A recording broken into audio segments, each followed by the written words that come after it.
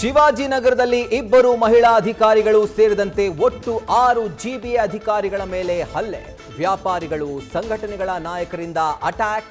ಒಟ್ಟು 10 ಜನರನ್ನ ಬಂಧಿಸಿದ ಕಮರ್ಷಿಯಲ್ ಸ್ಟ್ರೀಟ್ ಪೊಲೀಸರು. ಒತ್ತುವರಿ ತೆರವು ವೇಳೆ ಗಲಾಟೆ ಮಾಡಿದ್ದ ಬಸವರಾಜ್ ಇನ್ನೂ ಸಿಕ್ಕಿಲ್ಲ. ತಕ್ಷಣ ಬಂಧಿಸಲು ನಿರ್ದೇಶನ ನೀಡಿದ್ದೇನೆ ಅಂತ ಕೃಷ್ಣ ಭೈರೇಗೌಡ ಮಾಹಿತಿ. ಆರೋಪಿಗಳ ವಿರುದ್ಧ ಗೂಂಡಾ ಕೇಸ್ ಹಾಕಲು ಸಚಿವರಿಂದ ಸೂಚನೆ. ಶಿವಾಜಿನಗರದಲ್ಲಿ ಮುಂದುವರೆದ ಫುಟ್ಪಾತ್ ಒತ್ತುವರಿ ತೆರವು ಕಾರ್ಯ. ಪೊಲೀಸರ ಬಿಗಿ ಭದ್ರತೆಯಲ್ಲಿ ಆಪರೇಷನ್ ಡೆಮಾಲಿಷನ್. ರಸ್ತೆ ಬದಿ ಇದ್ದ ಅಂಗಡಿಗಳ ತೆರವು.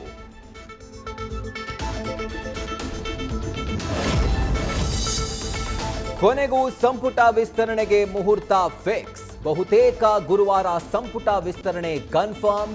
ಜುಲೈ 23ರಂದು ಪ್ರಮಾಣ ವಚನ ಕಾರ್ಯಕ್ರಮ ಸಾಧ್ಯತೆ.